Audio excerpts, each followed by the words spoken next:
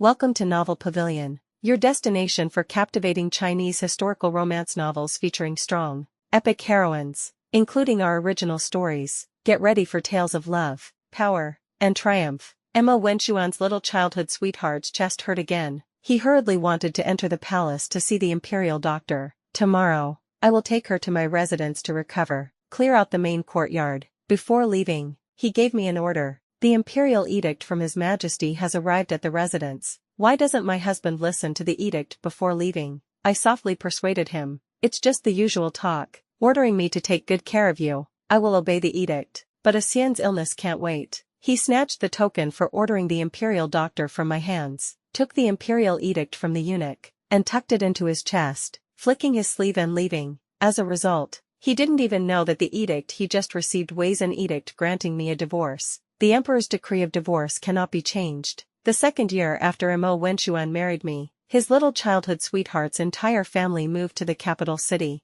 The little childhood sweetheart is named Guan Jingxian. As her name suggests, she is quiet and graceful. The two of them have been reading and painting together since childhood, and Emma Wenxuan regarded her as his close confidant. Whenever mentioning her, he would always praise her endlessly. At last year's flower viewing banquet, Guan Jingxian blocked an arrow for Emma Wenxuan. Unexpectedly, after recovering from the injury, she was left with the problem of chest pain. I am grateful to her for saving my husband's life, and often bring expensive medicinal herbs to accompany Emma Wenxuan to visit and express our thanks. Emma Wenxuan was busy in every detail, handling everything with great care. Guan Jingxian frowned slightly, drinking the medicine that Emma Wenxuan personally brewed. Sip by sip, she always had a faint smile on her face, delicate and weak, making people feel protective. When Emma Wenxuan looked at her, his brows and eyes were 3 degrees softer than usual. That day, she found an excuse to send Emma Wenxuan away. When she turned to me, she put away her smile. So you can force someone to marry,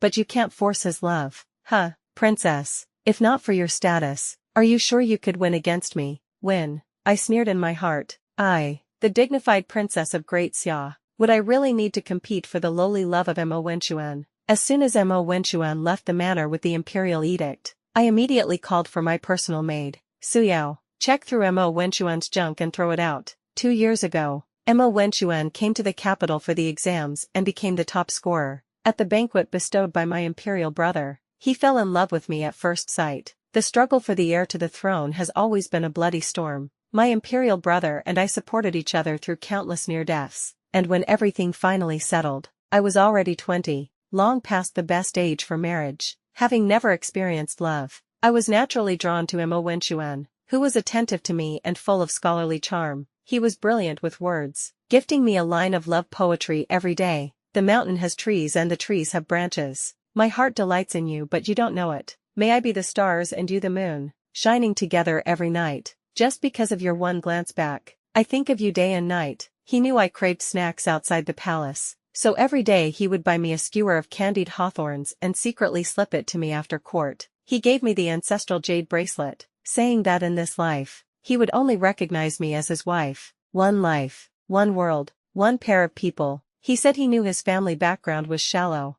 and although he had achieved success, marrying me was still a stretch, so he swore to love me exclusively for a lifetime. The royal family has many offspring, and the love from parents is never enough to be shared. Emma Wenxuan's exclusive love always made my heart feel warm. I asked my royal brother to arrange a marriage for me. After we married, he knew I was afraid of the cold, so at night, he would always put my cold feet against his chest to warm them. He saw that I liked red plums, so he planted a plum orchard in the back courtyard. My sisters often said that since ancient times, those who marry beneath their status often face coldness, and they often sigh that I was luckier than them to find a good man. Emma Wenxuan was once so good to me. Later, his position in the government grew higher and higher. Jihuan, there are many matters in the court today. I forgot to buy the osmanthus cake you love. I'll send a servant to buy it tomorrow. Jihuan, you know I'm busy. Why must you stand in front of me at this moment? Jihuan, do you think everyone is as idle as you? Princess, if you're bored, go back to the palace. I don't know when, but the closeness we once had is no longer as it was when we first met. The difference in status is like a thorn in his heart. He is busy in the officialdom, while all I seek is a leisurely stroll among the flowers. I often gaze at the fish in the pond, unable to swim out, thinking that even without Guan Jingxian by my side, Mo Wenchuan would still grow tired of me. Whenever Guan Jingxian had chest pains, no matter how busy he was, he would always go take care of her. But at night he would still come back to the manor to stay. Yet yesterday, he stayed the whole night at the other residence. That residence was one Mo Wenchuan had specially prepared to settle Guan Jingxian after her whole family was killed. Right now I was staring at the servant taking down the plaque at the gate. Before the marriage, my imperial brother had granted me a princess manor. I knew Mo Wenchuan was proud, so I directly ordered people to change the plaque at the gate to Mo Manor. Now I want to take it down. Mo Wenchuan came from a humble family, and everything in the manor was prepared by the royal family. For the past 2 years, the food, clothing, and expenses in the manor all relied on the princess allowance and the lands and shops my imperial brother bestowed upon me. Su Yao was very capable. In just the time of 1 incense stick she had tallied up everything in the manor that belonged to Mo Wenchuan. A small little bundle. Princess, this heartless man's stuff. Should we throw it on the front street, or the back street? Su Yao said angrily. Gua Mama, whom my mother the empress had bestowed on me, said sadly, how did it come to this point? The prince consort clearly has the princess in his heart. Princess, why not wait for the prince consort to come back and then? Before he could finish speaking, Mo Wenchuan's page boy hurried back. Gua Mama's heart leapt with joy. See, I told you the prince consort couldn't be that muddle-headed. This must be him sending Afu back to apologize to the princess. Afu had followed Mo Wenchuan since childhood, and was also very close with Guan Jingxian. Seeing me standing at the door, I asked him what the matter was. He recounted everything clearly. The young master said, Miss Jingxian is in poor health and it's not suitable for her to move into the mansion for now. She needs 1,000-year-old Ganoderma for nourishment,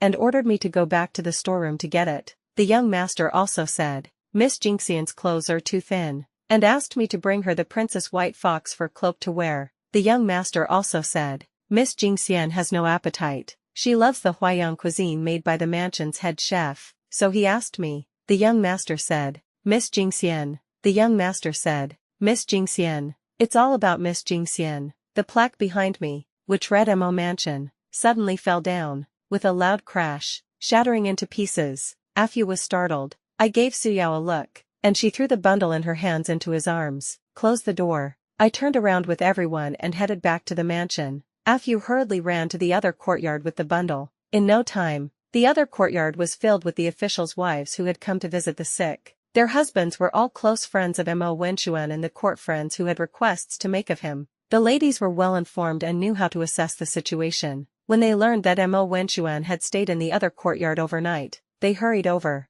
At this moment, they were using all their efforts to please Guan Jingxian. Mo Wenchuan saw Afu return, still holding a small bundle. Afu, did you bring everything? Afu lowered his head, glanced sideways at the people around him, wanting to speak but stopping himself. They're not outsiders, but it's fine to say it. The princess only had me bring your daily items. Nothing else. She only took my things. Yes, the princess didn't let me enter the mansion. Mo Wenchuan's expression turned cold, and the teacup in his hand fell to the ground. The lady sitting next to Guan Jingxian, dressed in purple, asked, Lord Mo didn't return last night. Could it be that the princess is angry? How could the princess be angry? At that time, the princess knelt in the snow for an entire hour to make His Majesty agree to this marriage with Lord Mo. The princess has deep feelings for our lord, and likewise, she has affection for Miss Guan. She must have considered that Afu couldn't carry all the things alone, so she was going to send a cart with more and better items. The one speaking was a lady dressed in green,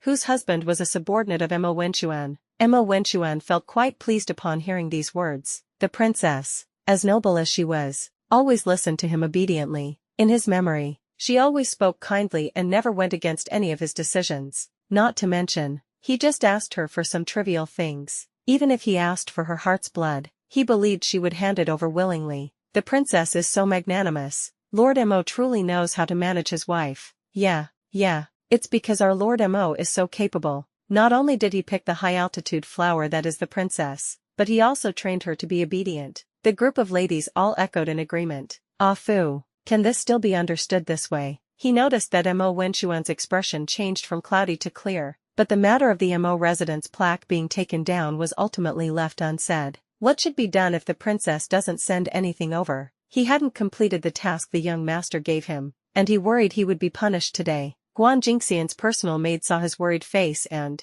after asking about the situation, teased him for being a fool. She then whispered in his ear, telling him the idea she came up with. Ah-Fu's frown relaxed, and he ran straight out the door. With no trace of Mo Wenchuan in the mansion, I felt much better. A palace eunuch came to report that the Empress Dowager was ill and insisted on seeing me and my husband. When the Empress Dowager was a concubine, the Empress drugged her, causing her mental state to fluctuate. When she was unwell, she would suddenly cry like a baby, and at times, act mad. The imperial doctor advised trying to make her happy and avoid stimulating her. Since my elder brother ascended the throne, this was the first time she had fallen ill. If she found out that I had divorced my husband, her mental state might not be able to handle it. As I was thinking about how to respond, Grandma Gue hurried in to report, "Princess, Ah-Fu secretly returned through the small door and is currently in the storeroom getting something." Getting? This is stealing. Right, Granny Gue. In an ordinary household, if thieves broke in,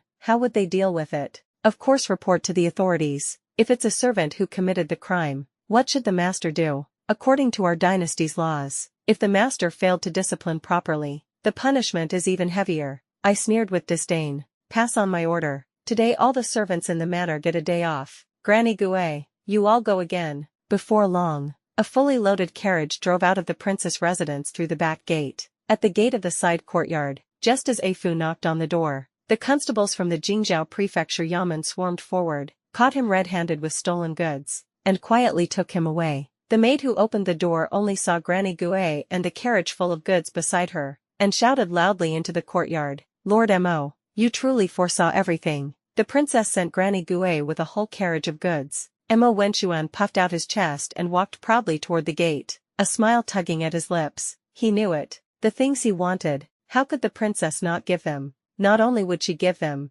she'd even beg him to take them. Granny Gue still held on to the hope that the couple would reconcile. When she saw Mo Wenchuan, she gave a slight bow. "Consort, the Empress Dowager has fallen ill. She summons you and the princess to the palace to attend to her." Mo Wenchuan's heart tightened. Before he could respond, a voice came from behind him. "Didn't expect that such a noble lady as the princess would also resort to faking illness to fight for favor. Wenchuan, you'd better head back soon. If the princess gets mad, it'll all be my fault." Granny Gue fumed with rage. "Who the hell do you think you are, daring to meddle with the princess?" Granny Gui's attitude reminded Mo Wenchuan of the princess' lofty status, even though she always spoke to him gently and softly, but he knew that deep down, she had never truly respected him as her husband. He saw the carriage behind Granny Gue loaded with precious goods, puffed out his chest, and spoke with confidence. This time, he would take the chance to make the princess lower her proud head. Mo Wenchuan pulled Guan Jingxian behind him to protect her. "Tell the princess I'll be staying here a few more days. Stop learning those tricks from the inner court women. Don't say the Empress Dowager is sick even if she dies. What's it got to do with me?" he thought.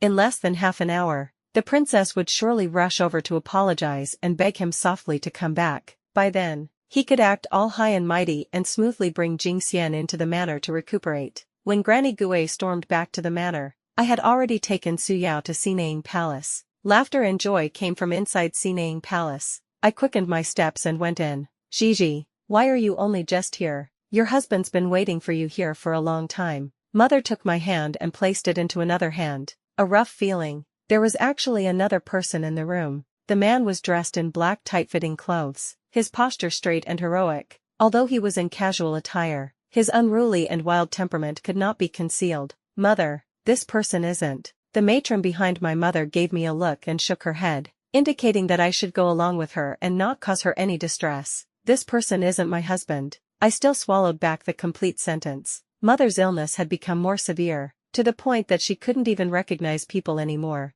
I had no choice but to take the hand of this husband next to me and sit beside him. "Mother, what were you and husband talking about just now? You seemed so happy." Mother looked at our intertwined hands with a loving smile. "When you were little, you used to chase after your mother and say you wanted to marry this boy. I told you that you were too young and should wait until you grew up to marry, but you wouldn't listen and sneaked out of the palace at night, following him all the way to Yuzhou. Now, you've finally gotten your wish, haven't you?" After saying that, she turned around and began searching for something. I had once forgotten many old things because of a childhood fever, and didn't expect that I had done such a foolish thing. I gave the young man beside me an awkward smile. He had a relaxed expression, with a hint of a blush on his face. Such a young man must be the object of affection for many noble young ladies in the capital city. Looking at his age, I guess, he probably already has children. If his wife found out he was holding another woman's hand, there would surely be a misunderstanding. I watched as the palace maid brought over the medicine bowl,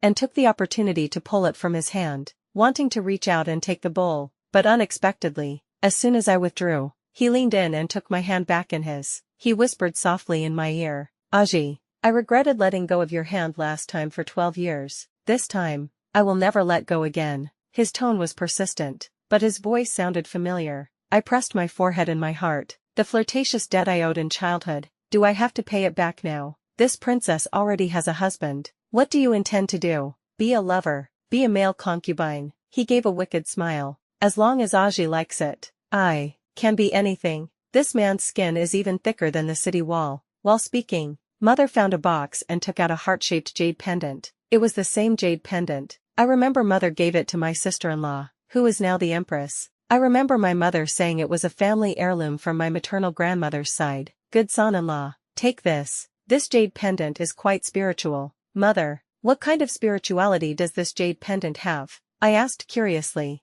I can't tell you. He turned to pull my husband aside. Come, I'll whisper it to you. The two whispered to each other, and husband even glanced at me, with a smile full of ambiguous meaning at the corner of his mouth. I saw him happily tuck the jade pendant into his chest. Mother, I will not disappoint you. After he left, I settled Mother to sleep, and learned from the palace servants that the man was the northern king recently conferred by the emperor, the youngest foreign prince of this dynasty Ling Yunzhou. He led the army to recover Nanming, drove out the Hu barbarians, pacified the rebellion of Xianxia, and his prestige was immense. This time, because the court was unstable, he brought 100,000 soldiers to station here, guarding the capital and helping my imperial brother. Ling Yunzhou's mother and my mother were old acquaintances, so she asked him to visit me. By a twist of fate, he ended up playing the role of my fake husband once. In a few days it will be the March festival, and in our dynasty, it's customary to go spring outing and pray for blessings. I set out early for Qingshan Temple to pray for blessings for my mother.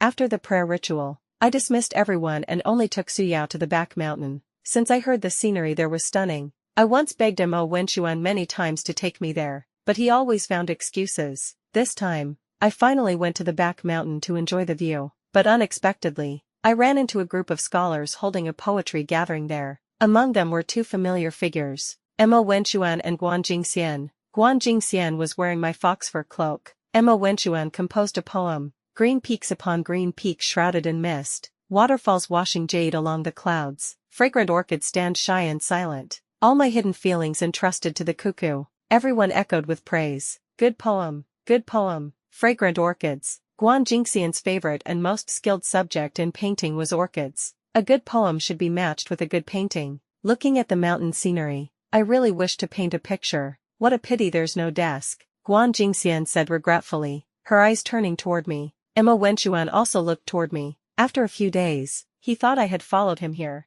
and his eyes showed impatience. Ji Huai, come here, use your back as a table for Jingxian. I stood still, not moving. How could I let the princess bend down to be my table? It seems this beautiful scene will become a regret. Wen Xian's poetry, without a painting to match, is ultimately lacking in meaning, Guan Jingxian said, seemingly trying to persuade me. Ji Huai, Jingxian once saved my life, and her painting skills are top-notch. You should feel honored to be her table for painting. As thanks, I'll go back to the mansion tonight and accompany you, repaying kindness with favor. I looked around, and it was all scholars, and since ancient times, the criticisms of scholars, even the emperor dared not offend. If I didn't comply, perhaps by tomorrow, rumors about the princess being ungrateful would spread through the streets and alleys. But this favor, clearly, isn't mine. It's from Mo Wenxian. You dare, how dare you let the princess? Suyao stepped forward, angrily rebuking. I raised my hand to interrupt her. Ladies and gentlemen,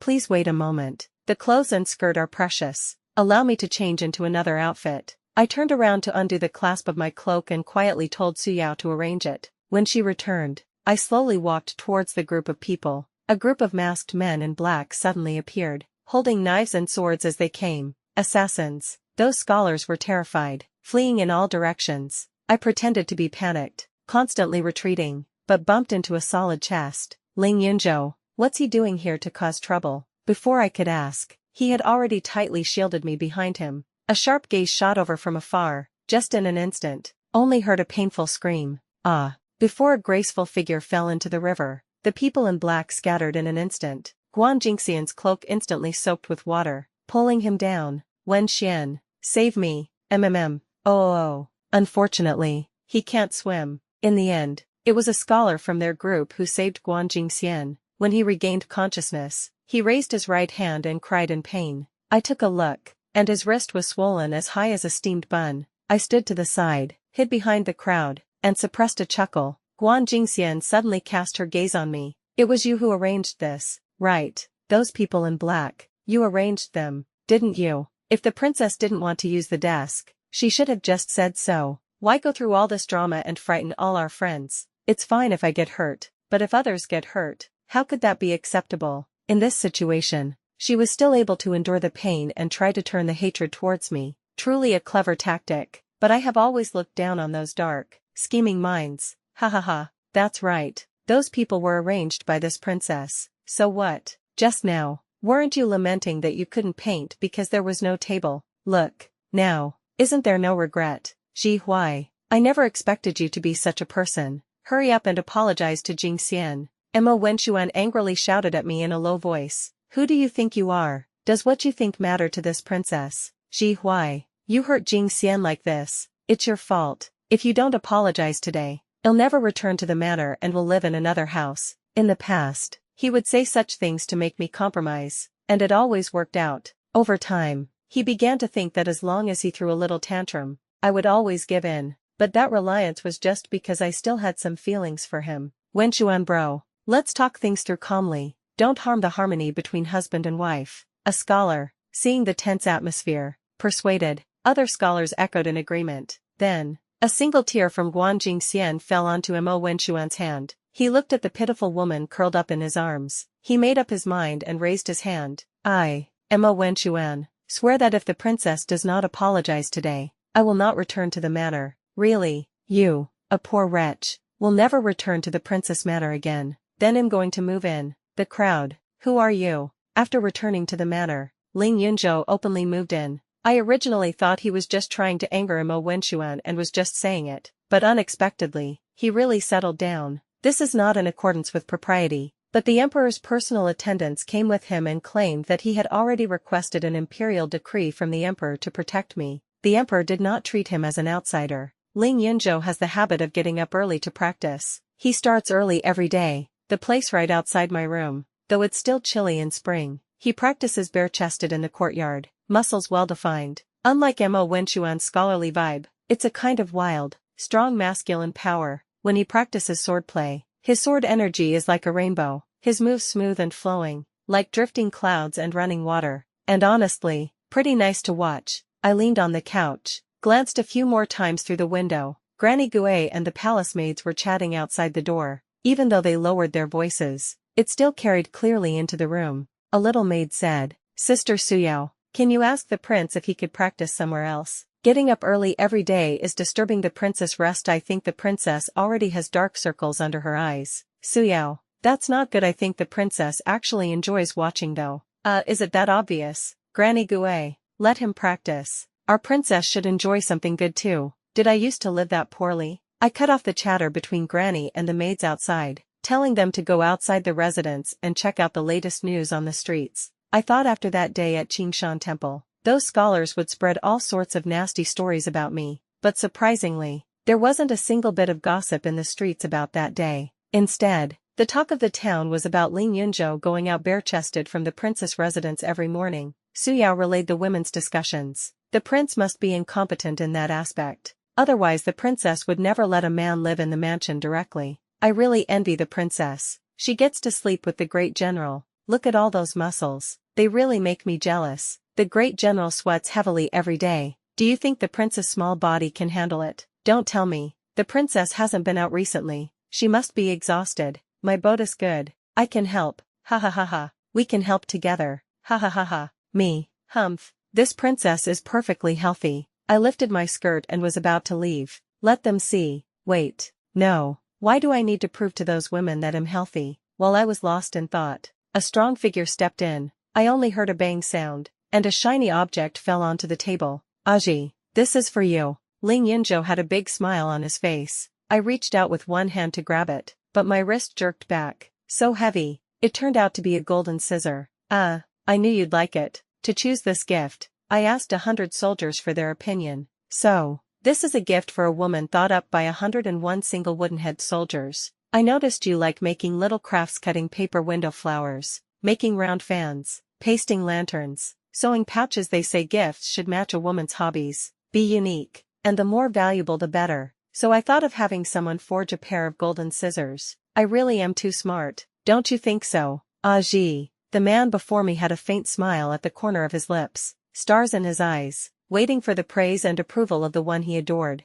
In a moment like this, no one could bear to throw cold water on him. Yes, Your Highness is the smartest. Why does my tone sound so much like the way I coax little Blackie? Your Highness, I don't like that title. Then next time should I call you General Ling? I still like the way Aji used to call me when we were little, but I can't remember anymore. Take your time, you'll remember. I casually picked up Blackie by my feet and affectionately stroked its head. Strange. Blackie bites whenever it sees a man. Even Mo Wenchuan wasn't spared, but it's only with Ling Yunzhou that it behaves so obediently. You really like this little thing? Huh, yeah, it's my lucky star. Its mother followed me since I was young and saved me many times. Ling Yunzhou turned and went out. By now, I'd already grown used to his coming and going like the wind. In less than 2 hours, he came back again, carrying something shiny in his hand. He casually tossed it, and Blackie chased after it. I looked closely. It's a golden bone. Later, my room was piled full of all sorts of strange and weird stuff.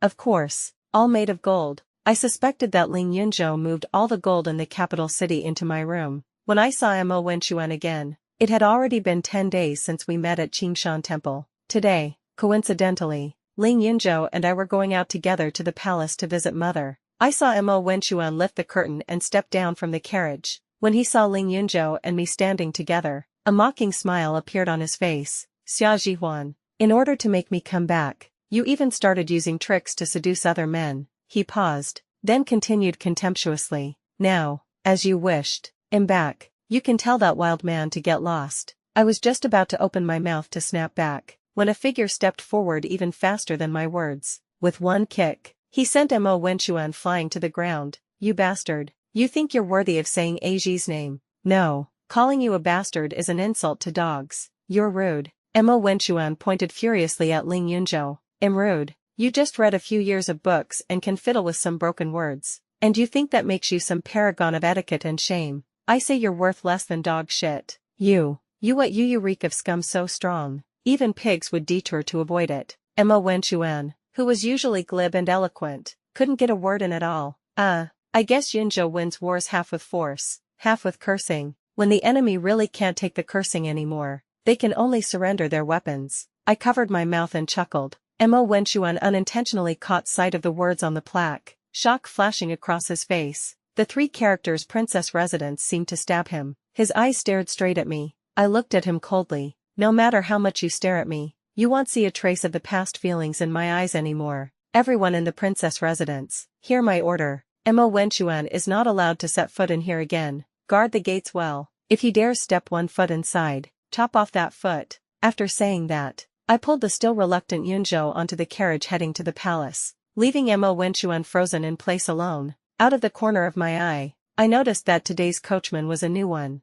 Before I could sit down, the carriage suddenly started moving. I lost my balance, and in an uncontrolled lean forward, my lips landed uncontrollably on Yunsa's lips. Cool and cold, he pulled me into his arms. I lifted my gaze right now. His face was redder than a ripe apple. Could that have been his first kiss? Pardon my offense. I pressed my lips together. Aji, He started to speak but stopped. If you have something to say, just say it. I gently leaned back, trying to slip out of his arms. He suddenly tightened his hold, pulling me back against his chest. Azi, can I also offend you? No, I mean, I like you. You once said you would marry me, and everyone thought it was just childish nonsense, but I took it seriously. Dad said that a princess must marry a prince or noble, so I shouldn't have any thoughts about it. Later, I worked my hardest to become someone worthy to stand by your side, but before I could achieve anything, I never imagined you had already married. I thought, maybe our fate was over, but I just miss you. Over the years, my family has tried to find me many girls, but every time I look at them, all I see is you. I fought desperately, just so I could come back and see you again. I know you are a princess, and I am just a rough man. I'm not worthy of you, but I can't stand seeing you suffer. It's okay. I interrupted him. What? I leaned in close to him, looking into his bright eyes, and softly said, General, it's okay to offend Azzy. He suddenly realized. A passionate kiss fell down. The domineering feeling instantly stirred my emotions. I ripped off his outer robe, clothes fell to the ground, the carriage swayed, and a beautiful scene filled this small space. After everything ended in satisfaction and exhaustion, 3 hours had already passed, and the sun had already slanted to the west. I lifted the curtain of the carriage, and the carriage had stopped in a wilderness, clearly not the road to the palace. I adjusted my clothes and looked at the person beside me with satisfaction. Don't worry, I will take responsibility for the general. When we arrived at Xinang Palace,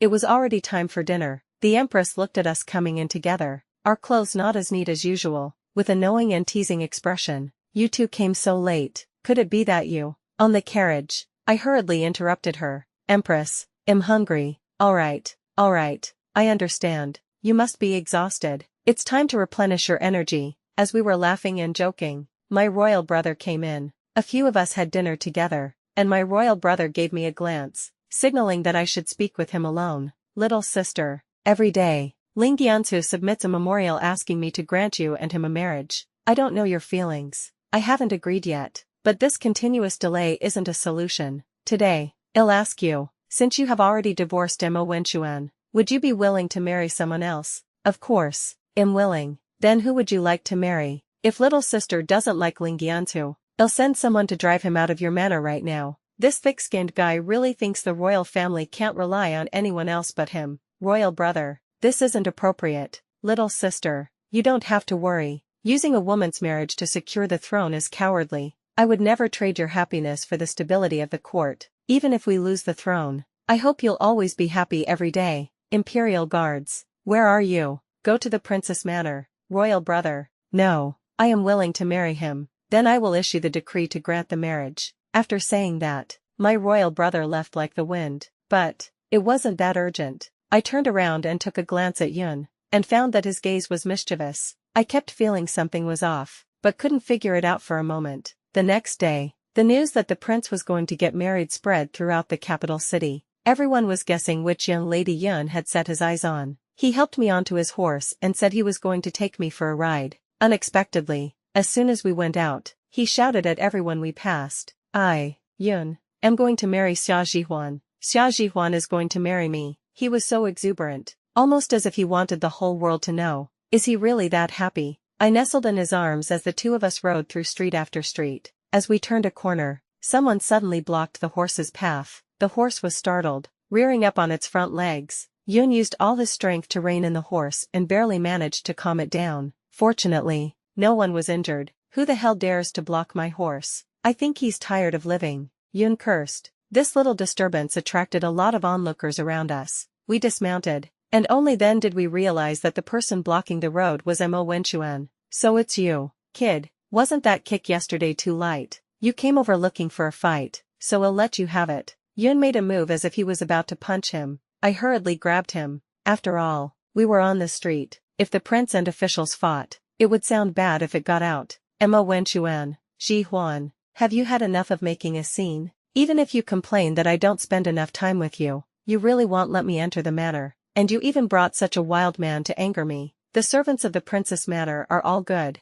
I'll give them extra chicken legs when I get back. Mo Wenchuan thought I was just throwing a tantrum. Mo Wenchuan, he's not a wild man. He has a name, a surname, and he is my man. Mo Wenchuan, furious, pointed at my nose and cursed. Even though you are a princess, you are already married to another man. How can you be so lacking in manners, righteousness, and shame? Mo Wenchuan, my status is indeed noble, but he hasn't married yet, and am single. Who says men and women can't love each other? Zhihuan, don't forget, you are my wife. I sneered. I guess, your majesty's imperial edict. You haven't read it yet, right? What do you mean by that? Ling Yunzhou, who was beside me, teased. Officials who don't obey the imperial edict. If I remember correctly, According to our laws, they should be executed immediately. Emma Wenxuan's face turned pale in an instant, and he quickly turned to run toward the side courtyard. He remembered that he had casually thrown the Imperial edict to Ah Fu to keep it safe. Where the heck had that kid Ah Fu gone these past couple of days? Not even reminding him to check the Imperial edict. After Emma Wenxuan returned to the side courtyard, Guan Jingxian, holding her injured hand, stepped forward. Wenxuan, where have you been? My hand hurts so much today. She was still expecting him to care for her as he did in the past, but Emma Wenxuan rushed anxiously toward his own room without giving her a single glance. He threw everything from the trunks and cabinets onto the floor before finally finding that Imperial edict he hadn't had time to open. As the Imperial edict was opened, a sheet of paper fell to his feet. Written boldly on it were the words divorce letter. Xia Zhihuan actually divorced him. How dare she? A surge of overwhelming rage rose in Emma Wenxuan's heart. But when he saw the Imperial edict in his hand permitting Xia Zhihuan to divorce, a faint unease instantly crept into his heart. This was an Imperial edict since ancient times. The Emperor never joked. Thinking back on how cold and distant she had been toward him these past few days, could it be this time she wasn't playing tricks? Xia Zhihuan clearly loved him to death. How could she possibly separate from him? Right. He needed to go find her. She wouldn't really have divorced him. As long as he went and spoke nicely to her, she would have the Emperor take back the Imperial edict. Emma Wenxuan came to the princess' residence asking to see me. I refused to see him. Not that I didn't want to. I just didn't have the time right now. Inside the bedchamber, the pink bed curtains shook violently as I panted and begged Ling Yunzhou for mercy. Outside the chamber, a guard whispered, Princess, Emma Wenxuan is kneeling outside the residence, saying he won't get up unless he sees you. Let him kneel. Ling Yunzhou shouted angrily. The three words Emma Wenxuan were like an aphrodisiac for him. He pleas for mercy just now went completely ignored. This is a golden Nanmu, but it won't collapse. Right. Outside, the storm raged. Inside, spring was tender and enchanting. This reckless brat. Why does he always look like he's never had enough to eat? Every time I pretend to faint from exhaustion, only then will he finally stop. After 3 days and 3 nights, we finally remembered. Emma Wenxuan was still kneeling at the door. His face was pale, clothes filthy, hair like dry grass, completely stripped of the arrogance he once flaunted. Makes sense. His pride only came from thinking I was hopelessly devoted to him. Lowly bastard. Ling Yunzhou cursed. Emma Wenxuan saw me, and a faint glimmer lit up his numb eyes. He hurriedly got up and came toward me, but because he had knelt too long, his knees were numb, and he crashed heavily back onto the ground. He crawled at my feet, clutching my dress. Zhihuan, give me another chance. His tone was utterly humble. Wrong. Yes. I know I didn't spend enough time with you before. I mean, you addressed me wrong. Please call me princess. I just had to remind him constantly. Even if my title as princess was a thorn in his heart, all his reliance still came from my identity. I can choose not to care about rank, but he must respect it. Emma Wenxuan paused. Princess, could you take back the letter of divorce? The past is gone. Spilled water can't be gathered. Princess, do you really mean to be this heartless, just for a new lover? See, he was the one who never cherished me before, yet now he calls me heartless. In his worldview, it's always other people who are wrong. In a relationship, the one who gets hurt, if they don't forgive, they still get accused of being narrow-minded. Why should it be like that? If you can't get what you want, you smear others. Emma Wenxuan, you call yourself a man of letters. Where's your integrity? Acting like this now, it's just disgusting. In the end, Emma Wenxuan was thrown out by Ling Yunzhou's guards. These past few days, the princess manor has been especially lively. Lanterns everywhere and red silk hanging all around. Ling Yunzhou can't wait to marry me, to make me his rightful wife. Watching the busy palace servants, and the overjoyed Ling Yunzhou, for some reason, a trace of unease rose in my heart. Whenever that happens, I go to see Dr. Jiang. I once had seizures, and all these years, thanks to Dr. Jiang's acupuncture, my condition has been kept under control. We're also good friends. I told him everything that's happened lately, without holding anything back. When I mentioned that I was about to marry Ling Yunzhou, the silver needle in his hand paused slightly. Looks like it's time. I saw him use a different acupuncture method than usual on my head, along with a tearing pain. Childhood memories surged into my mind like a flood. When the memories ended, my face was already covered in tears. So, when I was 12, I had already set my heart on Ling Yunzhou. Turns out, Ling Yunzhou had endured so much suffering for me. How could I ever have forgotten him? The year you returned to the capital, in order to make you go and marry into another kingdom, your father deceived you. saying that Ling Yanzu had died. You went mad trying to find him, got yourself covered in wounds, and even fainted from the heartache, refusing to wake up no matter how much treatment was given. Your royal brother, in order to save you, begged me to use silver needles to seal your memory. Later, your royal brother, in order to stop you from going to marry into another kingdom, knelt before your father and begged for a day and night. Then he personally led an expedition and won a victory. Only then did your father abandon the idea of making you marry. Brother, no wonder. When I first received the news of Ling Yance's victory, he kept looking at me with a complicated gaze. At that time,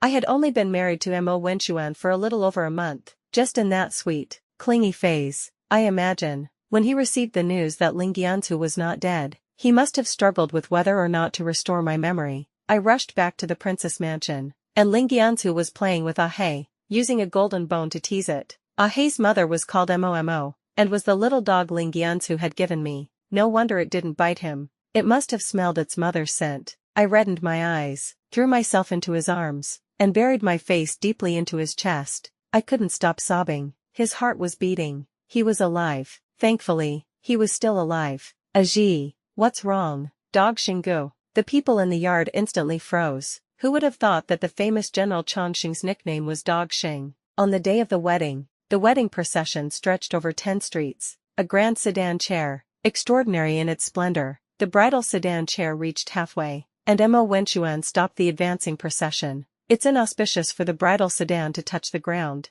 Not to mention I have no intention of arguing with him on such a joyous day. I called for the dark guard arranged by Ling Yunzhou and whispered instructions. Mo Wenchuan was shouting and causing a commotion. He said he wanted to see me. I told the guards to bring him to the front of the bridal sedan. Through the red sedan curtain, I saw him holding something in his hands. Ji Huan, this is the heartlock you made for me by hand on our wedding day. Ji Huan, this is the longevity knot you tied for me on my birthday. Ji Huan, you said you wanted me to have a long and peaceful life, to be connected heart and soul, never to part, even in old age. Aren't these promises valid anymore? I interrupted him. Mo Wenchuan, I'll ask you one question. Is Guan Jingxian still living in the other courtyard? He froze for a second and then said, she has nowhere to go, so she can only. I sneered. Then I'll ask you one more thing. I ordered you to resign from all official posts and live quietly in the rear courtyard. Would you agree to that? He looked conflicted, hesitating to speak. A generous wife, a soulmate, a bright future.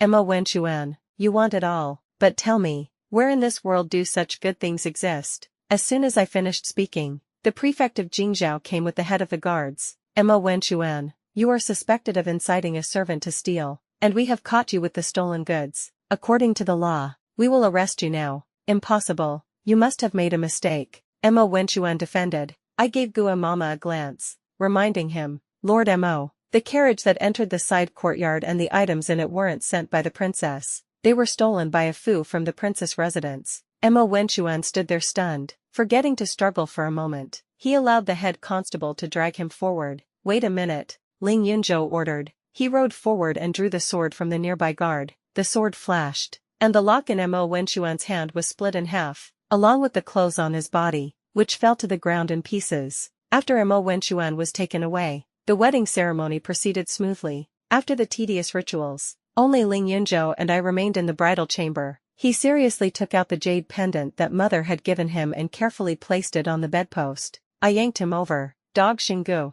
let's get down to business. Strange, when I performed the marriage rites with Mo Wenchuan before, he was always so proper, and I wasn't this hungry. I didn't expect that after trying it with Ling Yunzhou, I actually became addicted to his body. After a round of passion, I finally asked him what mother said to him that day, and why he specifically took out the jade pendant today. He chuckled. Mother said this lock of jade is very effective. If placed by the bedpost, it can ensure the woman gives birth to both a dragon and a phoenix twin. I laughed at him. Such nonsense. Only a fool like you would believe it, he said with a silly look. Anyway, the omen is good. If the jade pendant can't be trusted, then he'll just have to put up with it as a cow and plow more fields. Little lady, don't go begging for mercy later. Okay, since ancient times, people have only ever heard of cows being worked to exhaustion, but never of fields being overplowed. Me, who knows who'll be the one begging for mercy later. A month later, Granny Gue reported to me about Mo Wenchuan's situation. Because his servant stole something,